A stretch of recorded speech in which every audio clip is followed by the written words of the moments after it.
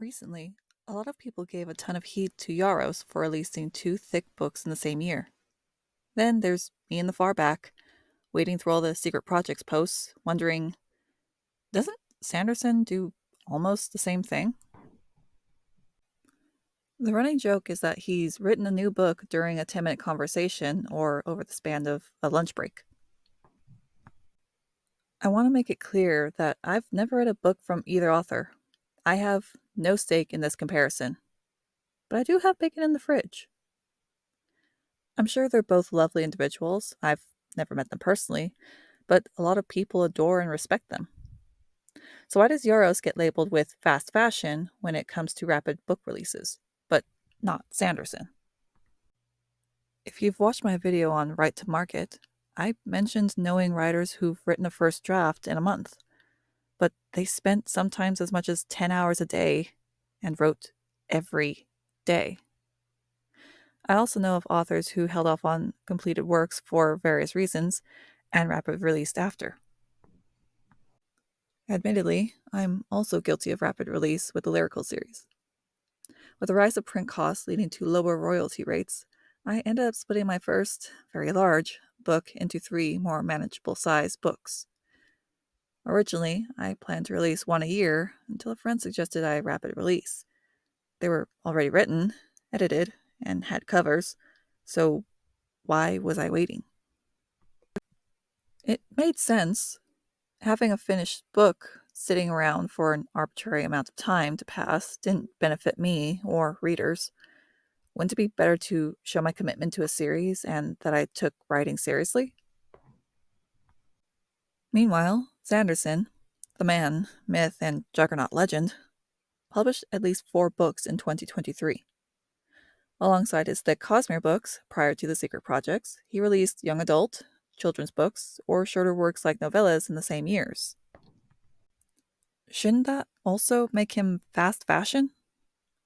The argument for or against comes down to quality. But isn't that subjective? And wouldn't rapid release of books with complex world building, magic systems, character arcs, and unrelated stories stifle quality? If quality is the standard for differing a good rapid release versus fast fashion books, how do we quantify quality? My Instagram is filled with praise for Iron Flame, though gave little attention to the secret projects.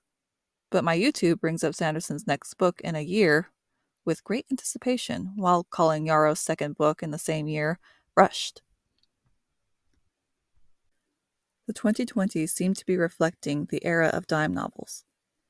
Indie author Bethany Atazada recently put up a video on publishing for free in 30 minutes for the year 2024. A great video if you're feeling overwhelmed and don't know where to start.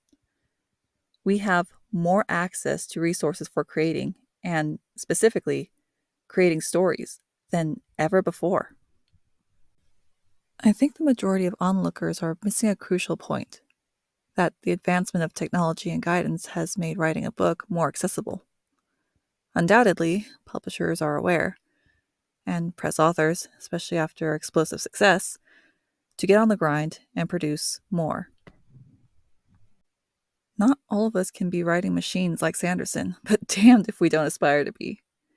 And I think this mindset has contributed to rapid release.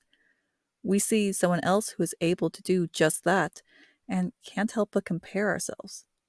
We might feel that we need to catch up or keep up, otherwise we won't succeed.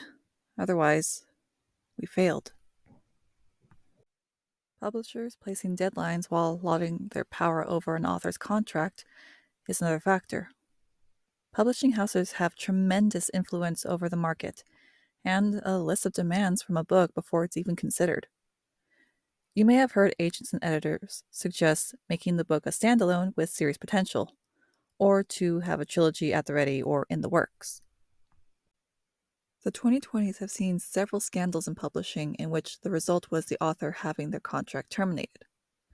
Whether or not the termination was justified is not the point. Rather, seeing publishers retract with seemingly little to no consequence should be a terrifying display of how much power they hold. Publishers having the final say of changes in framing, whether or not the author agreed, was a primary reason why so many writers with newfound access to resources chose to self publish. So while there's pressure on indies to try and outperform as they go it alone, there's also pressure on trad authors by a team of people. There's a lot to consider when looking at publishing today on both sides.